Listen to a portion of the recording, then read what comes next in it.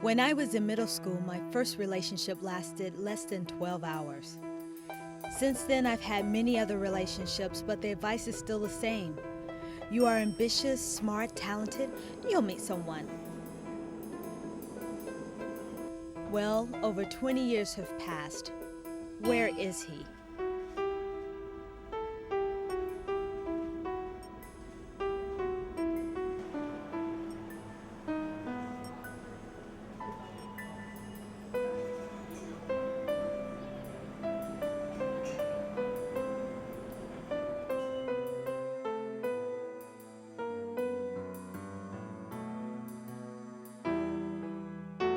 It's my 35th birthday and I don't want to get out of this bed.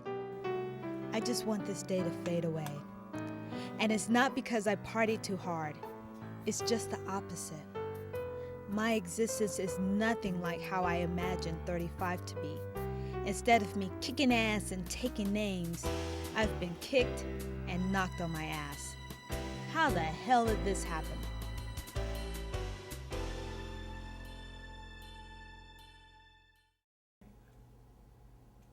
It's a few days after my birthday and I'm still in a daze over finding myself in a club I never wanted to be in. The Singles Club for confident, strong, smart, talented, ambitious, professional African American women. I bet you can't say that 10 times fast. We're starting this journey to find out where the men are and especially where's my man, because someone's got a lot of explaining to do. And because everything starts with the mother, we'll start with mine, Eunice, a dietitian and entrepreneur before she also found herself in a club she didn't want to belong to, people with multiple sclerosis. Do you know why I'm not married? I've been on this kind of quest. Like, one of the things I thought about when I turned 35 is I was like, oh God, you know, this is not the way that it was supposed to be. Yes, it is. It is? Yeah.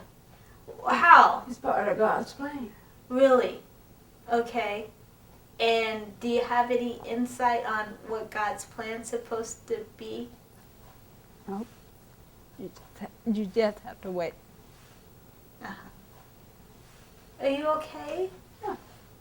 What's going on? Are you tearing up? Are you I really just sad? cannot understand why you don't even know this. I knew this information when I was 35. But when you were 35, I was 7 and my sister Kim was 5. Now I'm going to see Thomas Lopez Pierre. He's the managing partner of the Harlem Club. It's a social club for professional African American and Latino men.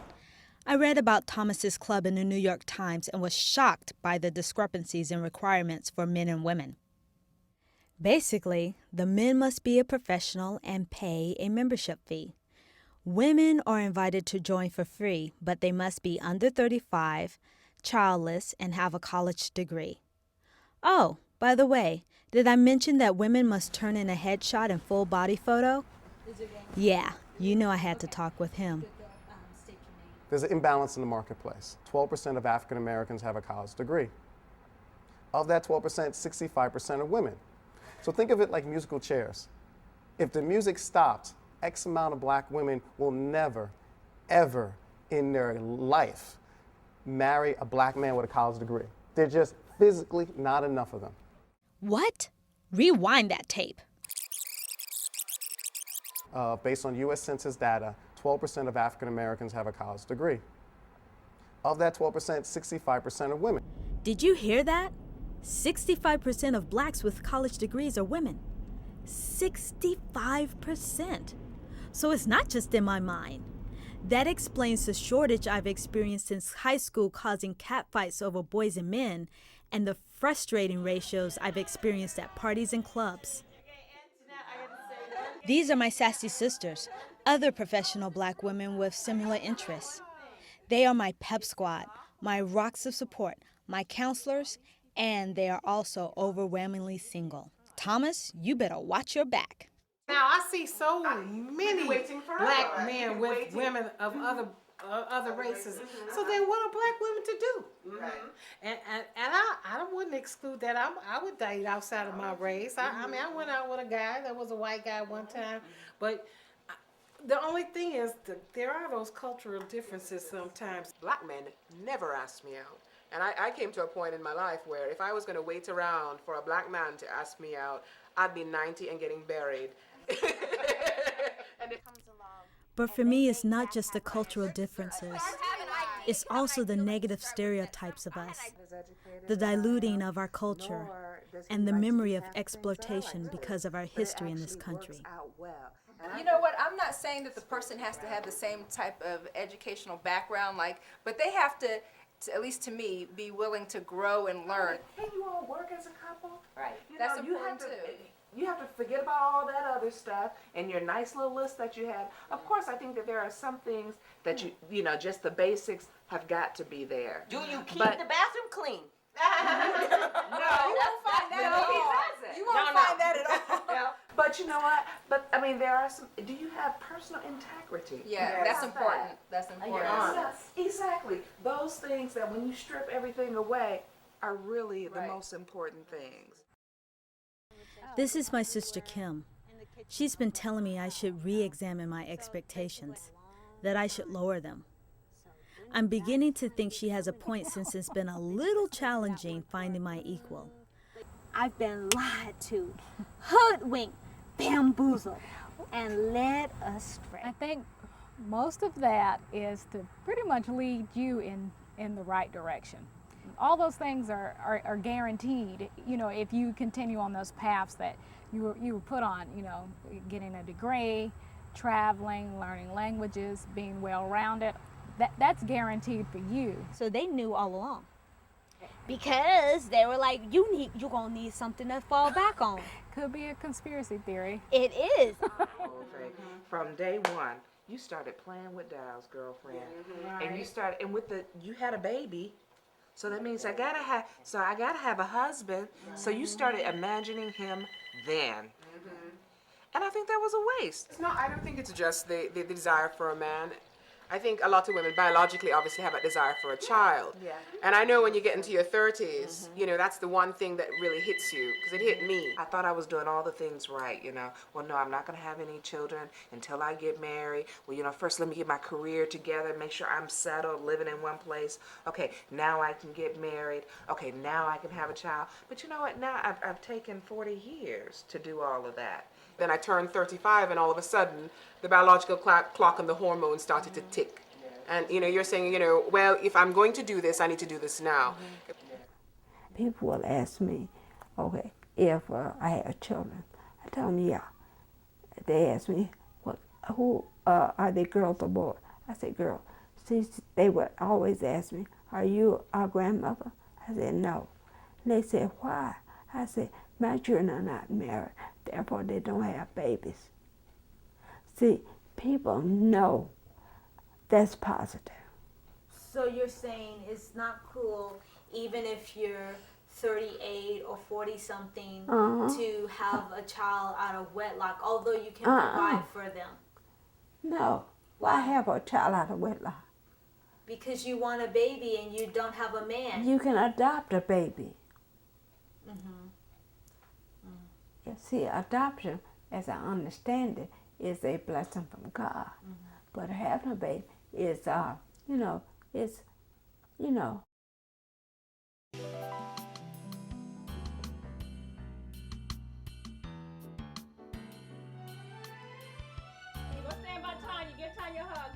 At what point, do you remember at what point you thought, you know, I definitely want to get married? Did you have like an age placed on when that would all be coming together? 25. It's in my high school yearbook. Really? Yes. I said by the time I was 25, I wanted to be married. Yep. It's freaky, I know. Right. So, but that's where I'll, you know, figure it's all more of a spiritual intervention than just my own personal planning. I'm blown away. In high school, I had dreams of seeing the world as a cellist, photographer, and journalist, then settling down to become a veterinarian. Marriage was a long way off for me at 17. In my mind, I thought that if I would have graduated from college by 21, then I would have had time to have a career and be independent for a while so that I know exactly what I wanted and where I needed to be. And I figured 25 was just the perfect age to kind of settle down. Right. Well, then what is a career to you? Because you're giving yourself 4 years for a career. Well, I just figured just kind of time to figure out maybe what I may do, where I want to start. Initially, I thought I was going to be a journalist. I chose journalism for the freedom and fluidness of its fast-paced lifestyle and sometimes crazy deadlines. That's precisely why she dropped it. And as she says, you can't be jet-setting around the world and raising a family, though I like to try. I'm not one of those people that's really big on, being financially independent or being a CEO first or, to me that's small stuff. If you have the right direction and the right connections, everything will fall into place. In the name of the Lord. Does Tedra have it right and I got it wrong? At 25, I was just beginning to discover myself, and I didn't want to bring someone else into the uncertainty of who I would be on the other side. But she's right. I've learned that a career doesn't comfort you at night, but neither does being in an unfulfilling relationship or feeling trapped because you have no career options either. Oh, but that's a different era. Women now don't need somebody to take care of them. I can earn my own living. I need somebody that, to share my life. And maybe that's some of this whole thing of what's driving the black men away. In order to get where we are, we had to fight too much. We had to stand up and do X, Y, Z for ourselves because wasn't nobody there taking care of us. So a lot of the attributes that we take on naturally now in order to make it automatically turn off men. Yeah. It took a man telling me that this is not a business deal. You take time, you take patience. We're not trying to close something really quickly, but that's my mindset. My mindset is, look, okay, we found each other. Come on now, let's make this happen. I got a meeting with two.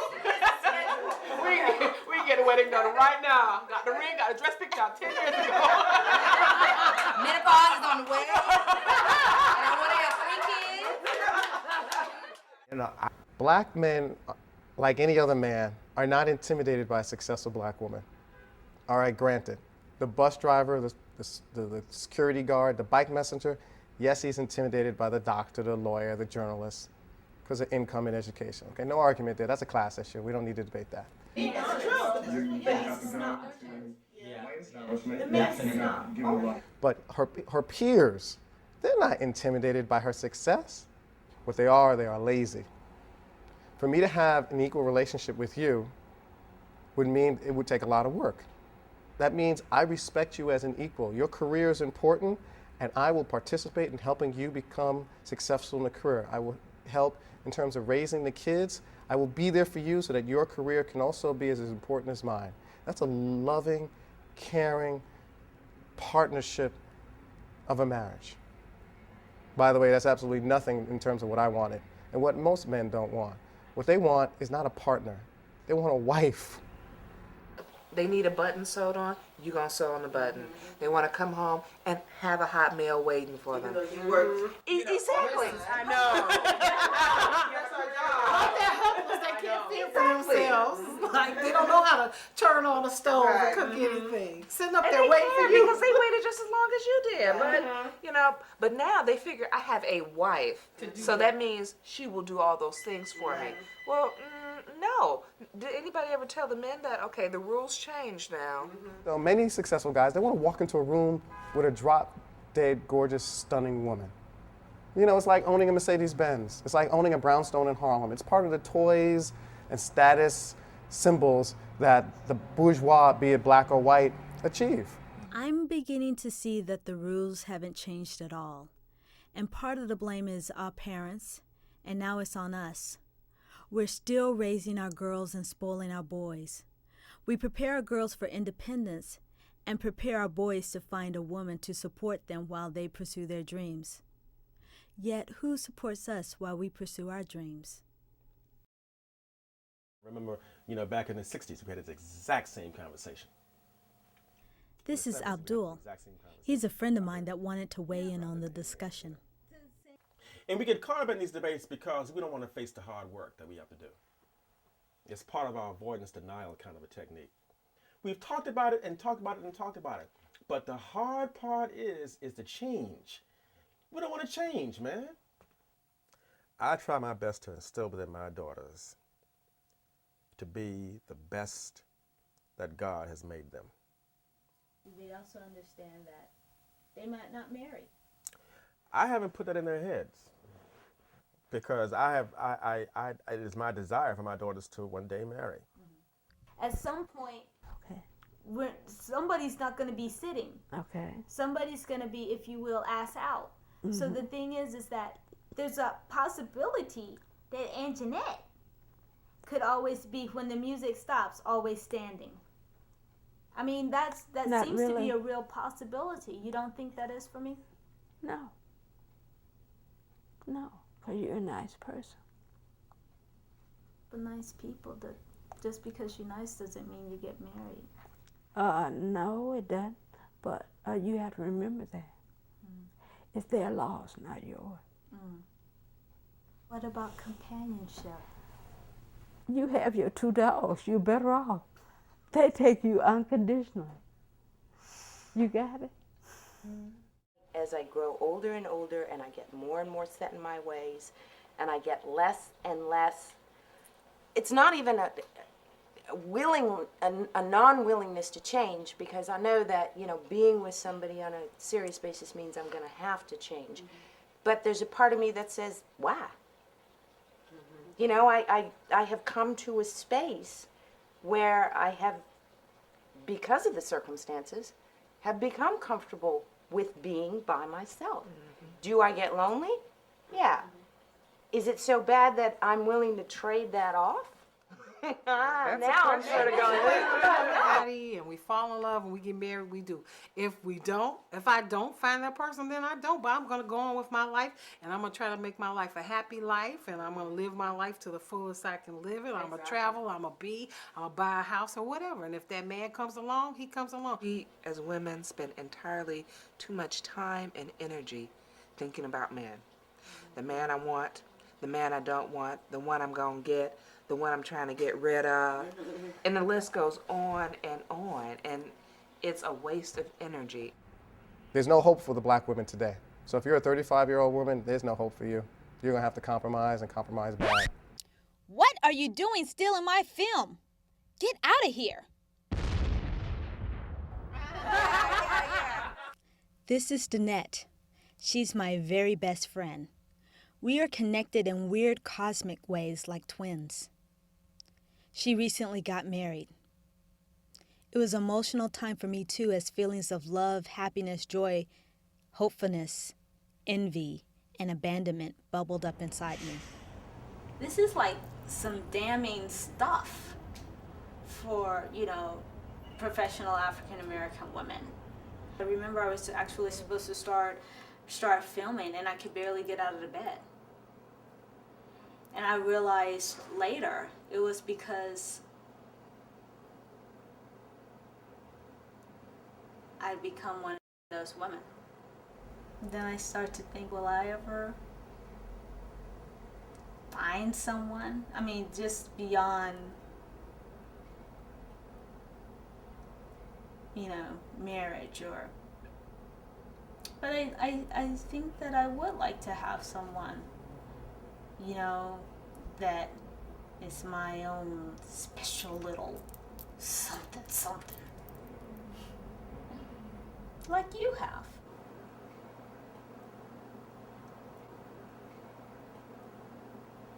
But what do you think when you find that person, you look back on this conversation and these thoughts? That'll be a whole different thing when I find that person. But what I'm wondering is if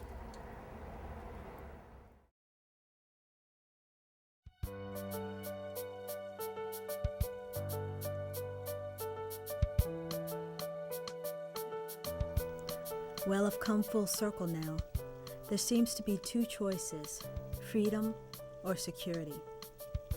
Since I was a little girl, I've always chose freedom. Therefore, I'm accepting that marriage may not be in my future. I'm starting to think of it as an experience that I would like to have, but my life won't be incomplete without it. Though I hope my mom's right, and that is all in God's plan.